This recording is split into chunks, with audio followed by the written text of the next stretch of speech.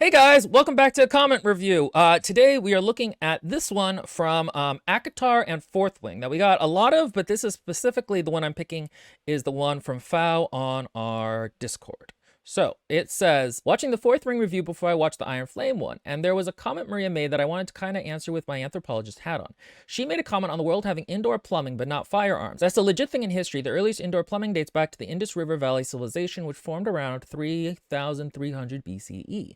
Obviously, it's not the same plumbing we know today, but people have been refining that technology for millennia, while gunpowder, on the other hand, is actually a freak accident of history.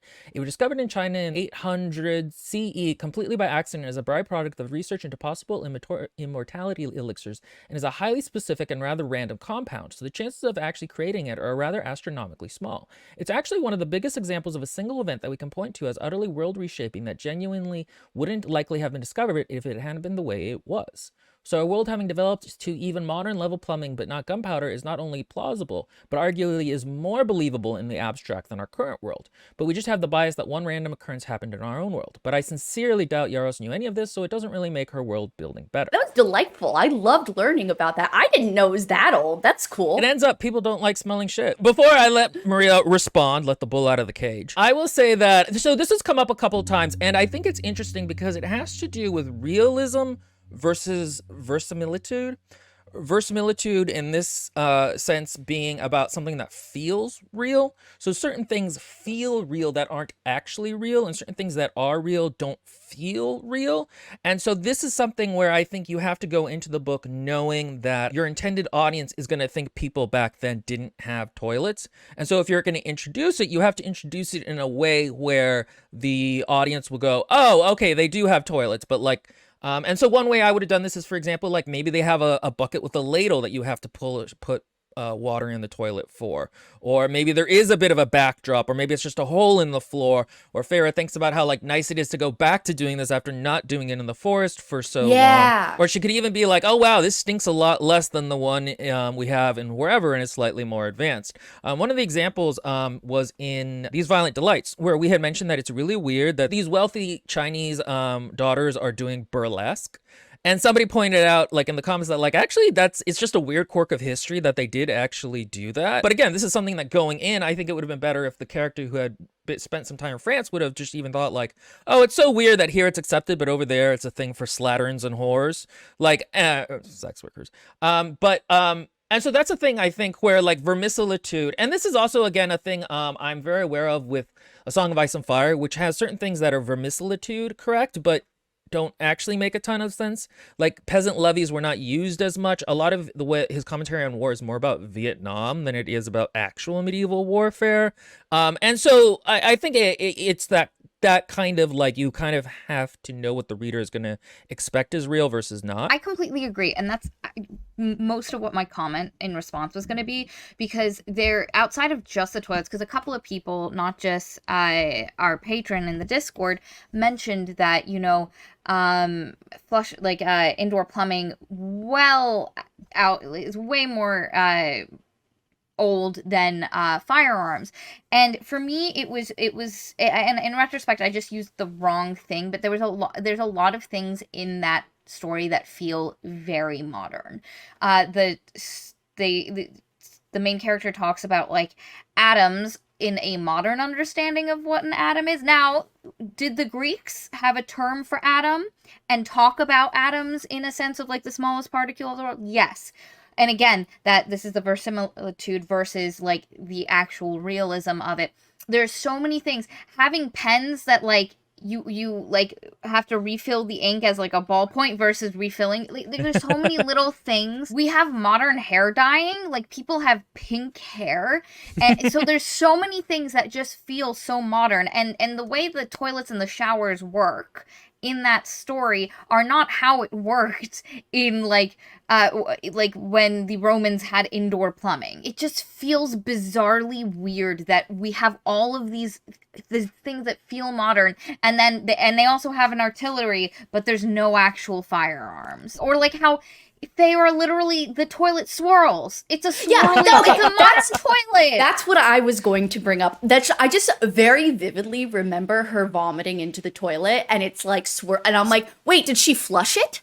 I was like, she must have flushed it. And I was like, there's a flushing mechanism. It's just a modern toilet. And so, regardless of the actual history of the thing, what I'm actually complaining about in both of these stories is not the realism of the thing, but that it feels like these authors got lazy and just used a modern idea. Because I don't think either of them, like Fal said, I don't think either of them had a distinct idea of that, yes, indoor plumbing was actually... I don't think they had that. I don't think they did that research, because everything, the way the plumbing works, feels like our plumbing. Watch them have actually done the research, and then we get slapped back on that. She could not research how to pronounce Gallic words. I don't think she knows about Roman toilets. So that's it. It just felt lazy. It felt like we were getting a modern... One of the complaints I had specifically for Fourth Wing is that I felt like it should have just been in the modern world, and it should have been at like a modern military school, and that you could have done this and you could have had dragons, and it would have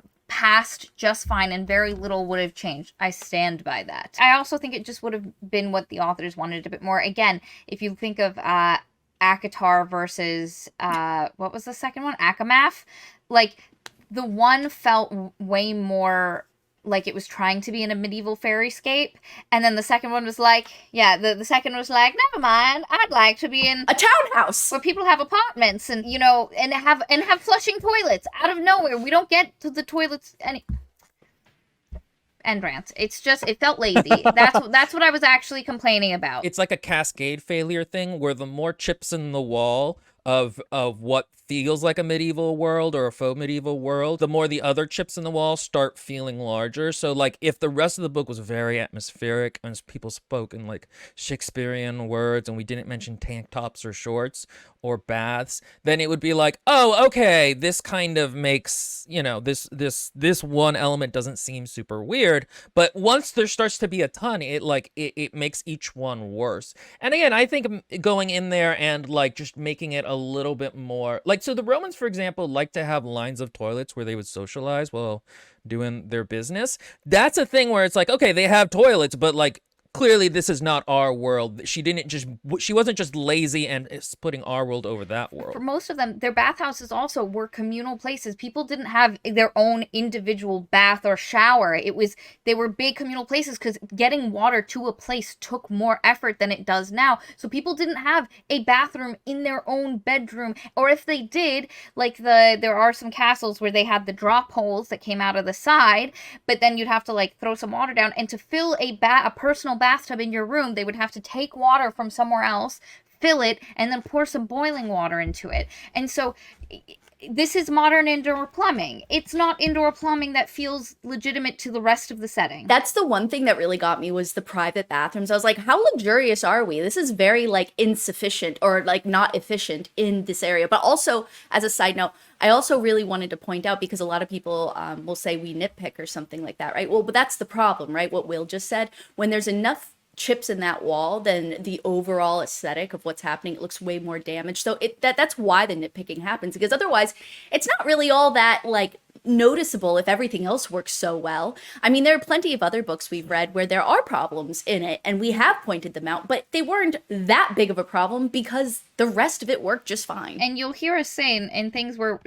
there are books where things would have worked better for us, and we'll mention that, but we're like, but it's fine as is. That's what it wasn't what it was trying to do, and this works well enough. Like, if you look at our God Killer episode, that is an entire episode of Will and I going, these are ways it could have improved, but that would have been personal taste, and so it's fine as is. So, like, yeah, we'll nitpick, but we're also perfectly willing to be like, yes, this is fine. We would have liked it another way, or for it to go in another direction. The entire reason Will didn't read the boobiest book we've ever read, what was it called? Swordheart, was because he starts it and he goes, I just don't think this is for me. I don't think this is the kind of vibe I'd like. And me sitting there and being like, I don't like it, is not going to be helpful for anything.